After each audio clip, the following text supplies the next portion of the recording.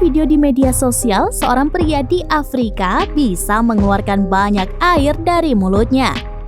Videonya pun viral seusai diunggah akun TikTok @AbuBakarNamanzo. Dalam video tampak pria tersebut tak habis-habis menyemburkan air dari mulut. Keunikan pria itu disorot netizen hingga mendapatkan beragam komentar. Bahkan video tersebut sudah ditonton lebih dari 25 juta kali. Penampakan air yang keluar dari mulut pria itu seperti sumber mata air. Kemampuannya pun digunakan untuk membilas muka dan rambutnya.